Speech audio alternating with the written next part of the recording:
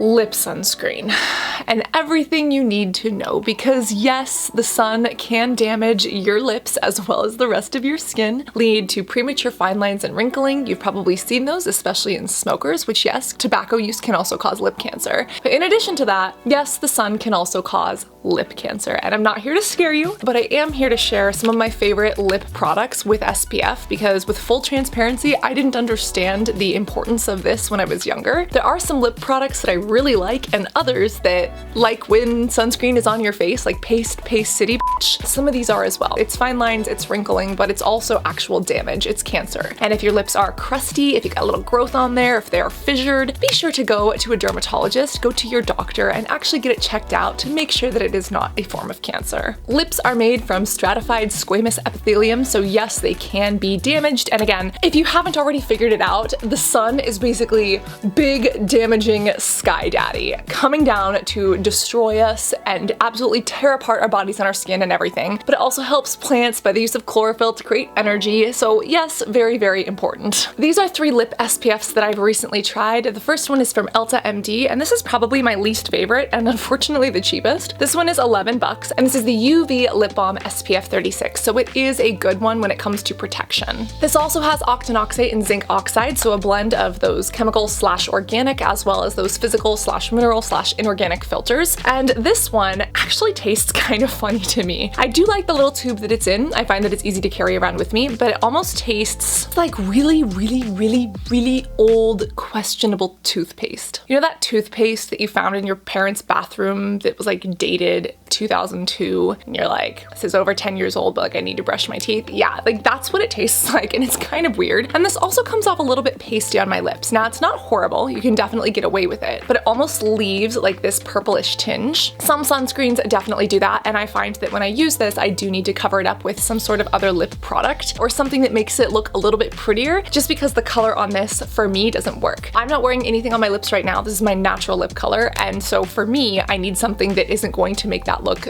you know, pasty or weird. You do have more melanated lips, this is definitely not going to be for you. But if you do have lips that have a little bit more of a natural, maybe pale or even kind of a purplish bluish tinge or undertone because of blood flow or any other reasons, this might be good for you. Overall, for $11, this is definitely the best when it comes to price, but when it comes to how it actually performs, this is not my top recommendation. Then we've got this one from Jane Iredale, which I really, really love. This one comes in at $17. It's a little bit more expensive, but it is much more buttery. This one actually goes on quite like chapstick, and I find that this doesn't leave my lips having that like pasty look. There's a slight tinge of, I almost want to say it's like a pinkish purple, even though it comes off sheer. It's kind of like that, you know, purplish tinge SPF color, but it's definitely not overwhelming. This is one that is smoothest on my lips. It feels the most buttery. It is only an SPF 15, so I do have to reapply this quite often, but when I do, it doesn't make my lips tear or like feel like they're peeling. Now, Jane Iredale and this lip drink, they do have lip balms that are in colors. I'm probably going to try those out next because I'm looking for a more tinted one, but this one being non-tinted is what I currently have, and it is super buttery. So I love this for just about every day. It's my go-to because it doesn't look like I'm wearing much, but it's still protecting my lips. Again, the only thing is that you do have to reapply.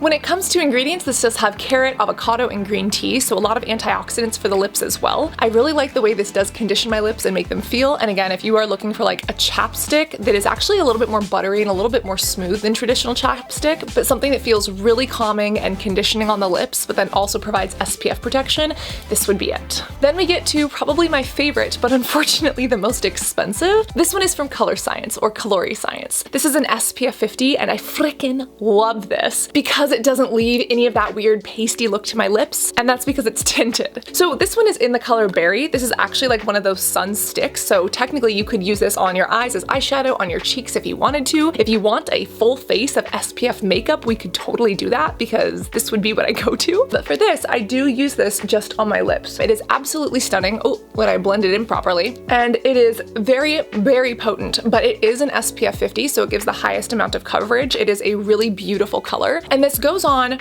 not as buttery as the Jane Iredale and not as greasy as the Elta MD. It just feels like really nice, hydrated, natural lips. Now, because this one is tinted, it does transfer a little bit. For instance, if I am to drink things,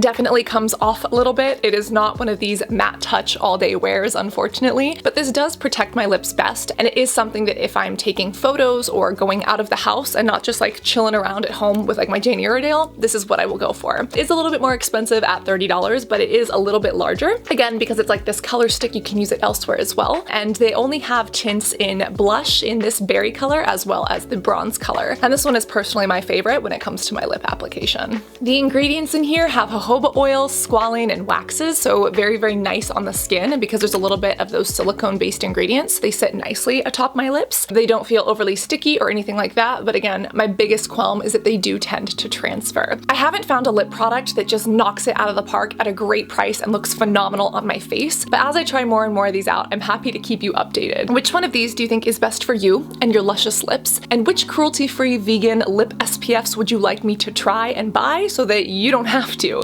And I can give you the verdict on how they compare to these. Overall, remember to stay hydrated, reapply your SPF, and be beautiful both inside and out. I cannot wait to see you in this next video. Love you guys. Bye.